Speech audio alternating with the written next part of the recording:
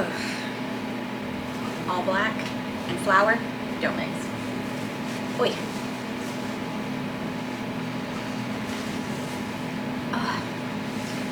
All right, guys. Welcome back to my POA farm. I am the POA farmer. My name's Kristen. It's so good to see you guys.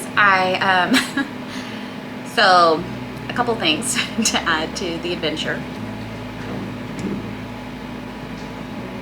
Something fell outside. Hold on. One of the pools. Okay. To add to my adventures. I don't believe, I can't honestly remember if I've mentioned this before. It's a little bit later at night than what I would normally be doing. So you see me do things bright and early in the morning.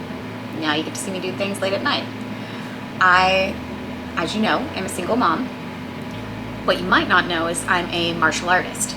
So you'll have to excuse the look. We had training tonight. I am a red black belt, so the degree before black belt, in American Taekwondo at my dojo. And so even with the tiny human, I train at a minimum once a week. I really try for at least 3 days a week, but mom life, it is what it is. So we got back from that this evening, got the little one to bed. She was not happy about going to bed, but okay, so all that's life. And because I procrastinated, that's me, I have not made the treat for tomorrow's Valentine's Day party at daycare. Yay. Which is my own fault. I signed up for something sweet, but I did that for 2 reasons. One, I knew that if I didn't make it to the grocery store, I had all the ingredients to bake something. So worst case scenario, I could bring something. And because paper plates and stuff gets boring if you're the one who always brings paper plates. So I tried. Now, I am picking out of all of the things I could make because it is later at night and I do have a full day of work tomorrow, just like I had a full day of work today. So I didn't want to pick something that challenged me, so to speak. So I went for a favorite. Now, what I have in front of me in this stained and a little bit of special handwritten index card, old-fashioned sugar cookies. So, one, what I love about them, the cookie itself is not overly sugary. The icing is, it's powdered sugar, confection sugar. But the best part about it is that they actually are better if you make them a couple days in advance and let the icing kind of seep into the cookie. I don't know a better way to describe it. For whatever reason, these cookies are actually better on day 3. Now, they taste great on day 1. I'm not gonna knock them. In a perfect world, I would have made these this weekend, but we had a visit with my daughter's biological family. We still keep visits up with her biological family when we can. It is not court mandated. It's not something I have to do. She's legally adopted, so it has nothing to do with that. It's just something I feel strongly about, trying to give her, in the circumstances where she's safe, that connection to the family. And our situation is very unique. That is not always possible, and I'm fully aware of that. And we all feel pretty blessed with the relationship we have, all things considered, because it could be very, very different. Knowing that, we were just really busy. And so, being my life and craziness and procrastination does still come into play, I did not get these done when I needed to. So, I'll be doing them tonight. Now, the cool part about these, one of the reasons why I chose them, it makes 3 dozens. There is no reason why the 2-year-old classroom, which shouldn't even have a dozen kids, there's no reason why the 3-year-old classroom that shouldn't even have a dozen kids should need a dozen cookies. So some of these may be left over for me and my parents who generously pick up my child from daycare when I have to work late. They take 8 minutes max. Now, bake them at 375, 8 minutes. I'll show you how to put all the ingredients together as we go. Pretty straightforward and easy. I love them because they're simple. I also have all of my cookie cutters that I can find, but these are my favorite cookie cutters. Not because they're amazing. They're cookie cutters. I don't know if you can really have amazing cookie cutters, but because they were my grandmother's who passed a few years back, probably, I want to say almost 6 years now, I think, right before I moved out to my POA world. So they're a little sentimental because it's Valentine's Day. I have 2 different types of hearts. I dug these out knowing that I'd have some heart options in here. There's a few others, but these will be the easiest. And again, 2-year-olds do not need a bigger cookie than this. They probably don't even need, they may eat one. I have no idea. But I'm gonna make them all the same. We have one that has a little bit of scalloped pretty edges and just straight heart shaped. I have sprinkles and food coloring. Now, I'm gonna go ahead and start kind of putting this together. I preheated my oven because I wanted to. I like having the kitchen warm. I don't like being cold, and it's a little chilly tonight. It's funny to me because we have gone back and forth between beautiful days and cold. Texas, it's what we do. Literally Sunday, so 2 days ago, I worked on a project in the front yard I'm so excited to tell you guys about, but I was in a tank top and jeans and my boots. Like, it was warm and I was getting a lot of heavy lifting done and some hard work, so that probably played into a little bit, but it was a nice day. So why wouldn't I just wear something comfortable? Today I'm cold. It is what it is. But more on that in a little bit. I need to get started on these, so I figured you guys could hang out with me while I baked a little bit. And I want to talk to you about some of my challenges and some of my plans. So enjoy the baking. I'll talk about the recipe if I can remember. This is not a recipe I got from a book. It's literally an index card. It's a family recipe. I think I got it, I know it was my mom's. I don't know where she got it, but everyone talks about Darla sugar cookies, so Darla.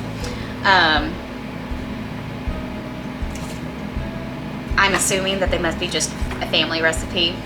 I can write it out and put it in below if that's something you guys are interested in. They're great. I love them. I make them every holiday that I can. It's just been a hot minute. So let's get going. I'm gonna get my extra cookie cutters out of the way, so we can roll. All right, I got most of my ingredients out. I'm trying to make my life easier. And I'll just be getting some of my tools. Now, my other grandmother, so I have 2, obviously. That was a special comment. 2 that I grew up knowing. They were both alive most of my life. My dad's mom passed, the one I mentioned earlier with the cookie cutters, and my mom's mother is still alive. You hear me talk about Meemaw Woods, mom's mama. So a few years back for Christmas, she wanted an easy gift request. This is an battery operated shifter.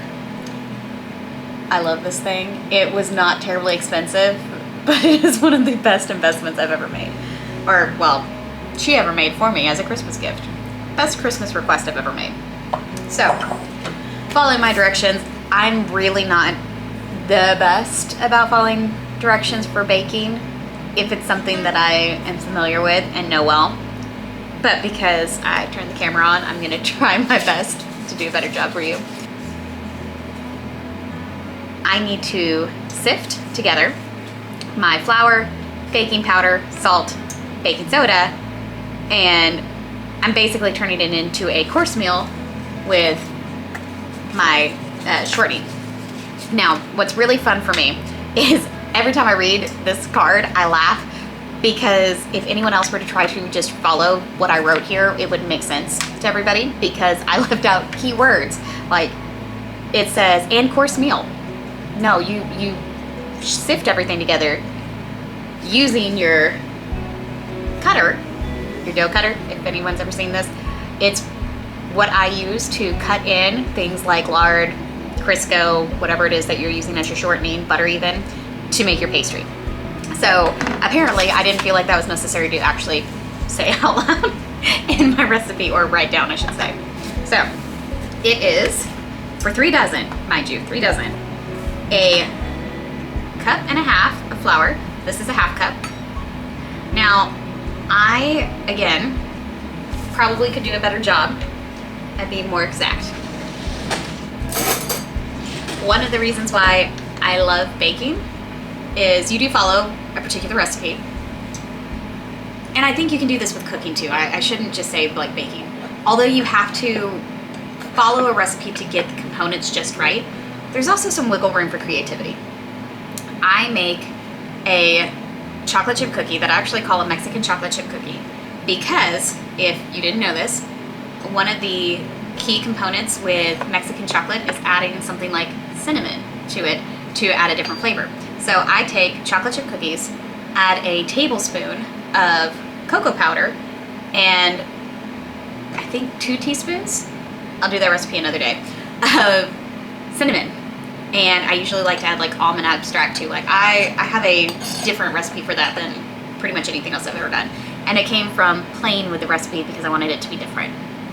So because I am putting this on camera, I will try to be a little bit better about following the actual recipe so that I can tell you what it is.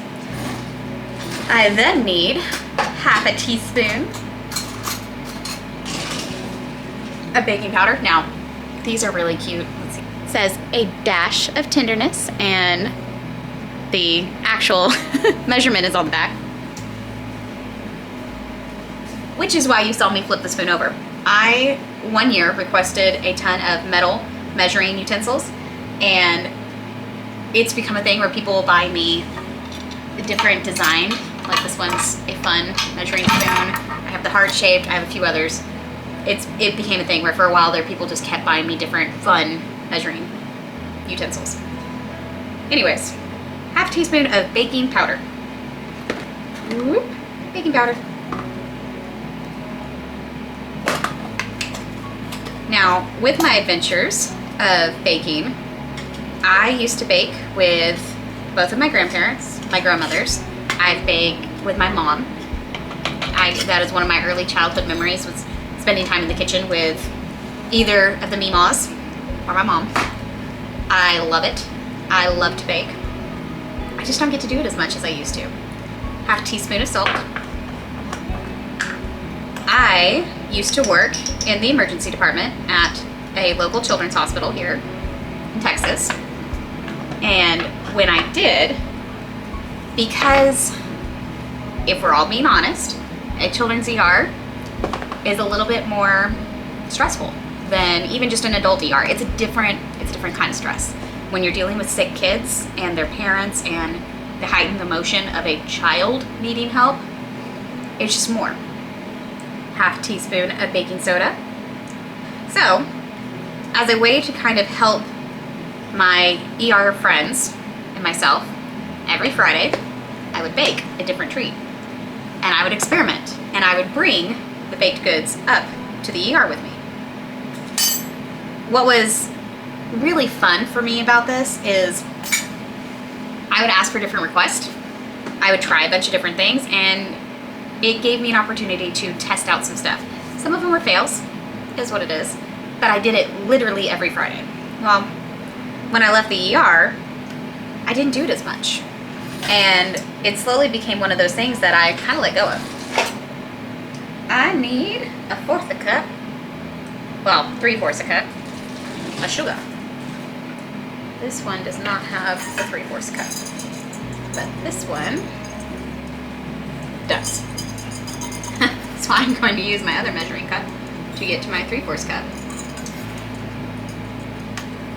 in my 1 cup measuring cup. It works, guys. That's another thing, like, if you ever are asking me things that I think are great gifts, cool and different types of measuring utensils, always a favorite. Now I'm adding the sugar in to sift with this. When it comes to sugar, it may not sift all the way, but I'd rather go ahead and add it and have it really well blended. So it's gonna get loud for a second. I will save us all our ears. Oh, that's not that bad actually. It gets louder as the ingredients get less.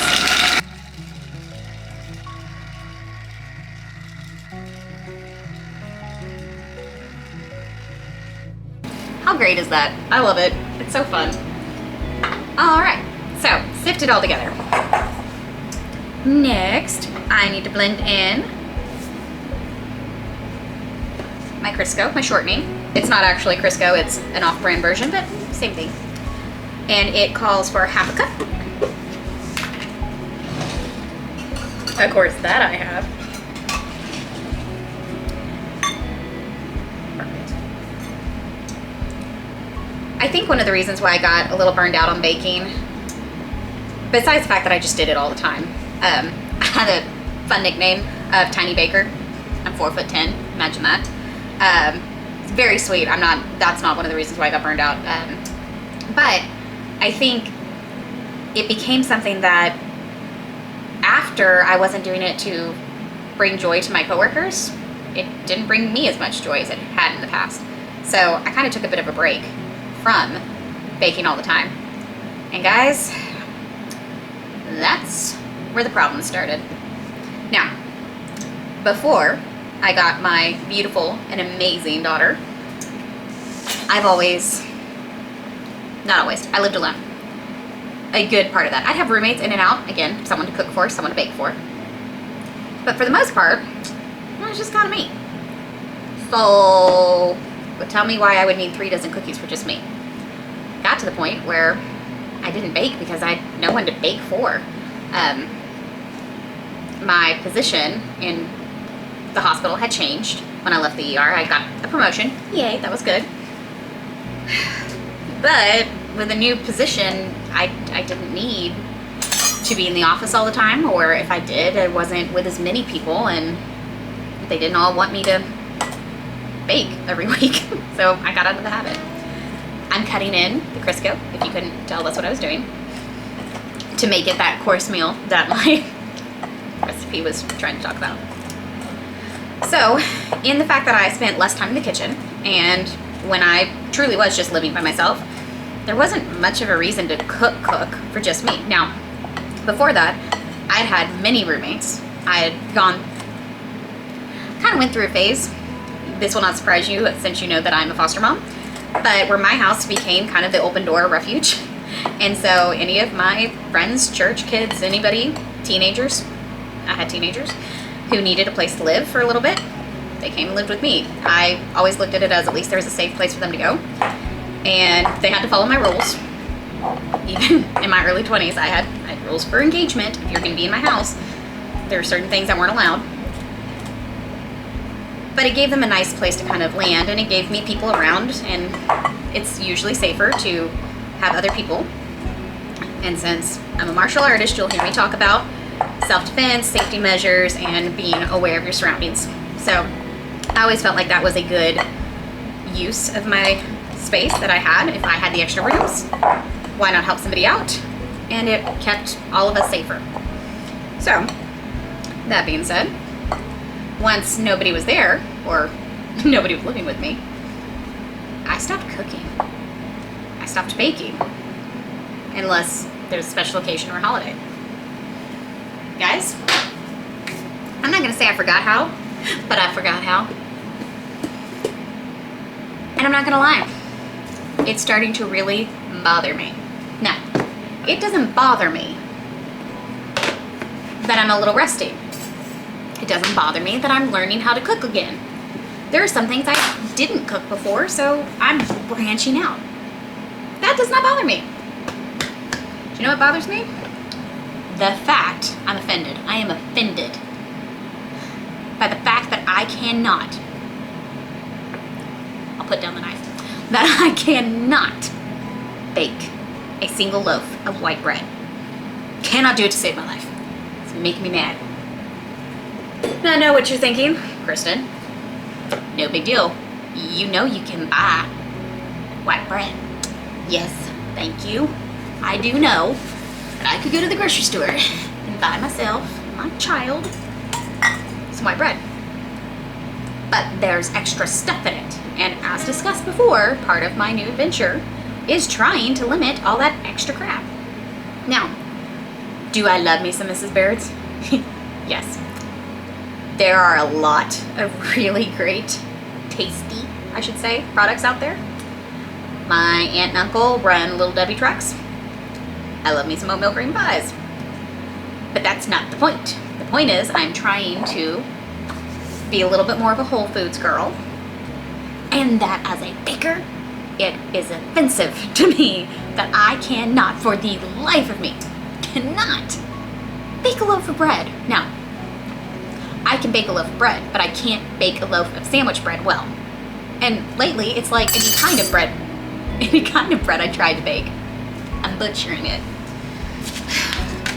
Why am I telling you all this? Because I'm going to figure it out.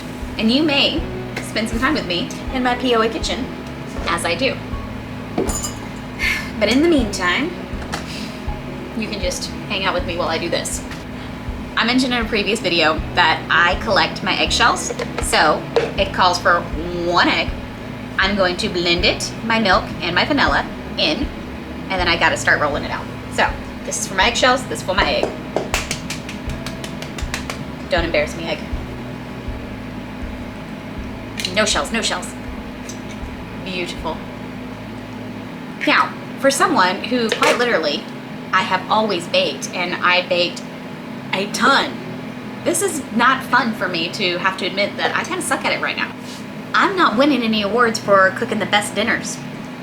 My child, bless her soul, doesn't eat everything I make. I probably waste more food than I'd like to admit because she doesn't eat everything I want to make and eat, and it's really hard to cook for really one because the amount she eats is a fraction. It would be like me having a larger portion of a meal. That's what my child eats. She eats a large portion with me, kind of thing. So I have to come to terms with this. I'm aware I have some work to do. 1 teaspoon of vanilla.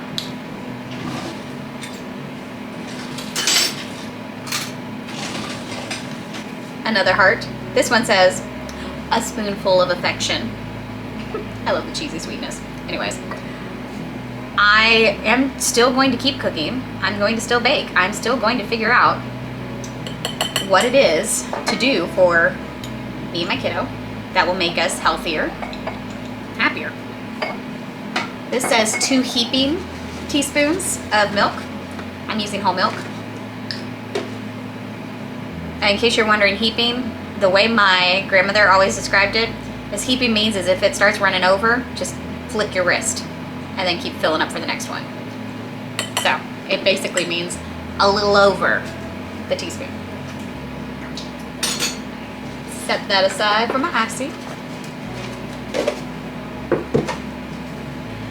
And so, since I have admitted my deficits in the kitchen, as painful as those acknowledgements may be, confessions, they are painful confessions for me, I think it will be fun to kind of go through this adventure of me really kind of finding my way around this place again, getting the space of the kitchen back to being mine, and really embracing what I do and do not know.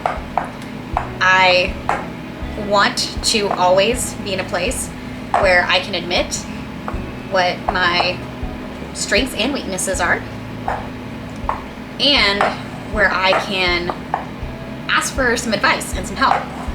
That being said, if you have a great white bread recipe, loaf, sandwich bread, I want white sandwich bread. Actually, I would take whole wheat sandwich bread if I could pull it off. If you have a great sandwich bread recipe for 1 loaf, I don't need 2. That's the other problem, is most of them are 2 and then I mess it up. If you have a great recipe, send it my way. It's getting a little ugly. I'm going to get it. If I have to go through every bit of flour in the state of Texas, I'm going to figure it out. So, now that I've got this mostly blended, I'm going to do the old-fashioned way and finish rolling it in together, blending it. I won't make you sit here and talk to me through all of that, and then I'll get the rolling pin out. So, next round of fun. All right, my dough is in a nice ball, and I'm going to bust out the rolling pin. If you hadn't noticed, I have a sentimental streak. This rolling pin is absolutely broken. There's supposed to be another handle. This is the rolling pin that I grew up with. It was my mom's. I don't know at what point I inherited it. That's kind of the story of me. I slowly but surely collected things from all of my family members. But I have held on to that thing, even though I have a ton of rolling pins, some very cute ones. That one is my favorite. And there's something about being familiar with your tools. I don't want to say that other rolling pins wouldn't work just as well. They would. But because I'm so familiar with it, it's easier to work with. It just is. So I'm dividing up my dough because as I roll it out, one thing that I notice, we have a habit of rolling out the dough, putting it back, rolling out again, putting it back. So by dividing it into more than one ball, I can start with these and add the flourified, which you'll see what I'm talking about in a minute, back in with the ones that are a little more, the word that not everybody loves, moist. See, if you say it in a funny voice, then it's not as bad, right? So I'm going to start rolling them out, and then I'm going to get out my pan, put them on it. I have my baking racks up here because this next part, once I get them cut and on a tray, it goes fast. So I'm actually gonna go ahead and get my pan out, put my parchment paper on it so I can just roll them out. Ooh. I bought a new baking mat from Amazon. Maybe I'll test that out instead of the parchment paper. I'll test it out along with the parchment paper. But I'm also sticking to some of the tools that I just know work. I wonder why my lighting keeps getting a little funky. I've run out of space. Do not fall, I will cry. Stoneware, regular old tin baking racks that I probably got from H-E-B, and my baking mats. Because I know I have 3 dozen cookies to work with at least, and toddlers that don't need all of them, I'm going to experiment only with the first batch on the mat. If it works, I can keep using it. If it's iffy, I'll have more dough. So, oven needs to be at 375. I'm gonna make sure we're good.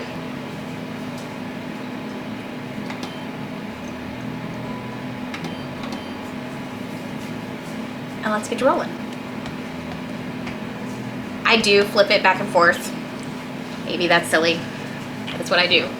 Another thing that someone commented on a long time ago, I used to work at you may never have heard of it. It's called Super Suppers. Not Super Salad, Super Suppers. So what it was is early 2000s, it was a popular, kind of like a storefront. So the concept was that you would go in, you and your friends, you'd have it like a party, and you would bake a ton of, put together a bunch of different meals that were basically freezer meals that you could take home and feed your family later on. And I mean a bunch of different recipes. There were a ton at this place, which was nifty and actually really cool. I worked there, so I would help make meals. If you didn't want to actually come in and make the meals, we could make them for you and could just pick them up. Or if you were participating in class, it helped to actually see what the meal should look like, so I would demonstrate. That being said, they found out pretty quickly that I use a rolling pin a little differently. Maybe it's because I only have one handle. I don't know. But I've pretty much always done it that way, where I use my forearms to roll it out. Maybe it's a little weird. But you know, I'm a little unique. I'm okay with it. All right, getting my first round of parts.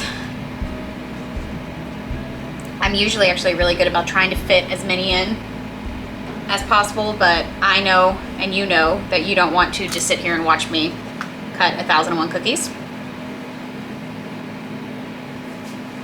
So,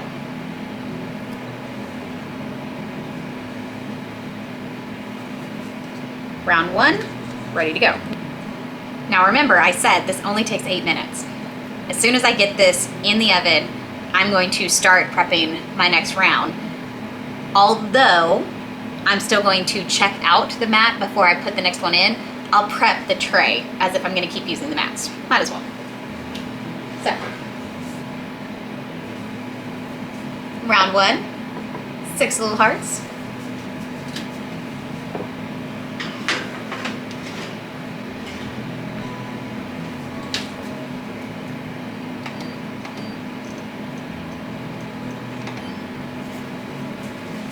And the race is on. Oop. Which one fits? Too big. Okay, Goldilocks. You're a little bit too small, but we'll go with just right. If you've never used a rolling pin with a cheesecloth and kept it like I do, what I was taught, again, mostly grandparents and my mother, is to roll up your rolling pin in the cheesecloth sleeve in with your mat and leave it in the freezer. Quite literally, I will use this, flour it, use it, make sure I don't leave any dough behind, and then just pop it back in. I will wash it before anybody gets too grossed out. Occasionally. I'm not going to say I do it all the time, because I don't.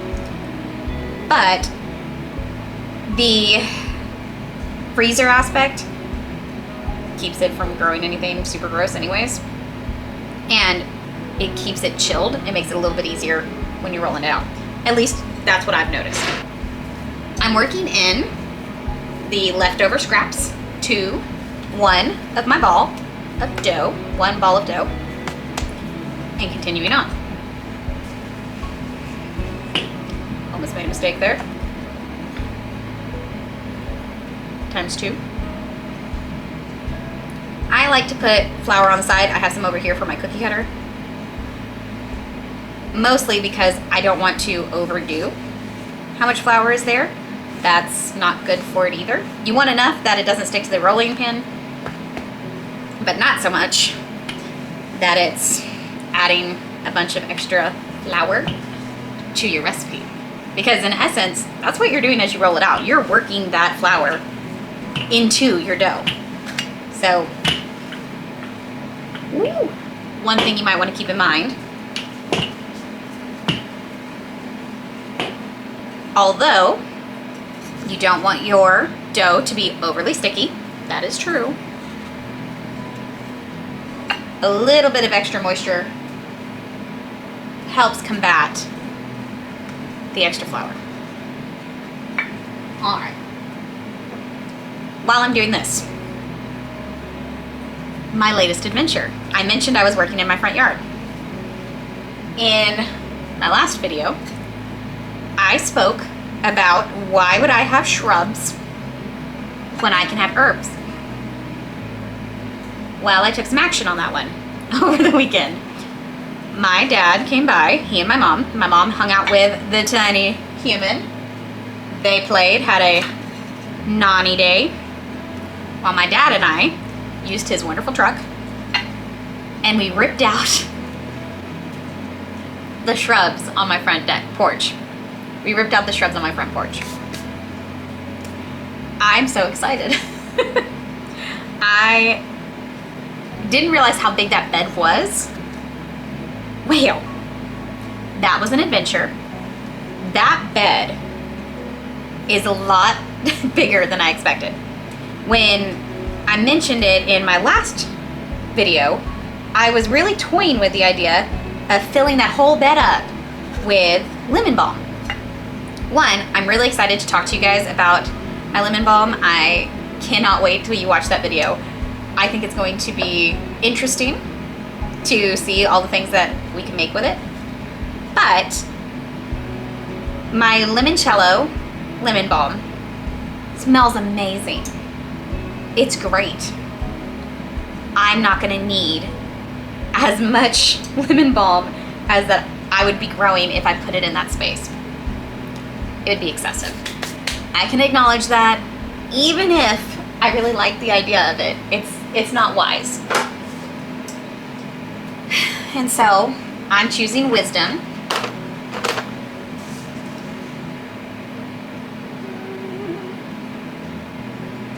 Momentary pause while I see how many cookies I can put on the mat. I just don't like to waste space. Because, speaking of wasting space, because I want to make the most of that bed, I'm currently thinking Nope, probably not a good one. I'm not really sure what size this one's supposed to fit, but so far does not fit my things. I'll set it aside. I've got flour all over it now, so I should probably clean it a little bit. It's such a large bed. I should measure it when I talk about what I'm actually, once I decide what to do in there. I'll tell you the actual dimensions of it, but it's pretty big. I'm going to take, I have these great barrel planters. I have a ton of them, you've probably seen them. I have a few that are empty and ready to add things to. I'm going to put the lemon balm in there instead. One, they're perennial and they're invasive. They will take over the whole bed if I let them. So I want to keep them in a container that they can take over without taking up everything. That is a great argument for container gardening. Anyone who has dealt with mint or any of the other invasive plants, give me a second. It's cookie time.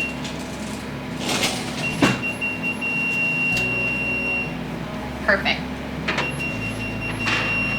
All right, I think the mat's a win for now. We're gonna go ahead and do the next round. Shh. As I get the cookies off and put on the cooling rack, I'll continue to tell you what I was gonna say. Hold on a second. Let's see. Oh, that worked really well. So, not sticky, that's great. Yay, good job Amazon purchase. Although, trying not to touch it because it's hot. I'm not doing so great at getting them off. You can do it. Sound effect included. Woo! To the cooling racks. Good job. I take them off immediately because, look, if you can't see, they are pretty paper thin. They're supposed to be. They're not. You could use the same recipe and make them bigger. I'm not saying that it's not allowed. When it comes to my kitchen, I don't like to be told what's allowed or not allowed. You do you. I'm okay with it. But it wouldn't be recommended, see what I did there, to make them too thick. It's not really the type of cookie it is. It's a sugar cookie, and there are plenty of sugar cookies that are like that, but that's not the goal of this particular recipe. Anywho, in regards to the giant bed, by putting something that is perennial in a container, I have the ability to do a few things. One, change my mind, which, as you've already witnessed, I like to be able to change my mind. I like the freedom, the power, the ability to change my mind. If I were to go ahead and just willy-nilly, put the lemon balm out there, and then it was too much, it was overgrown, it didn't look good, I didn't like it, I wanted to do something else with it, that's a great space to put something else that I want to do later. It's perennial and it's a bully. It would be a lot harder, and I mean a lot harder, to trade it out once I've already gotten it established. I'll also comment briefly on the fact that the soil was incredible. I could tell how good it was as soon as we ripped up the shrub. You can tell by the smell. If you've been around soil a lot or for a decent amount of time, you know the smell I'm talking about. That rich, deep smell of good soil. I want to take advantage of that really good soil. I don't want, it's not that it would be a waste to use it with the herbs, but I could plant a few different types in there. So, give me your recommendations. Tell me what you think I should put. I'm sure it would be more helpful if you had the whole dimensions. It is, okay, I can do this. I can guesstimate, make a little guesstimation. Probably about 4 feet wide, 8 to 10 feet long. Yes, I'm gonna go with that as my guess. Now I'll be interested to see if I'm right. So that should give you an idea. It's right off my front porch. I don't like shrubs right off the front porch. I don't like shrubs around your doors for a couple reasons. I don't like shrubs around your doors because it's not safe.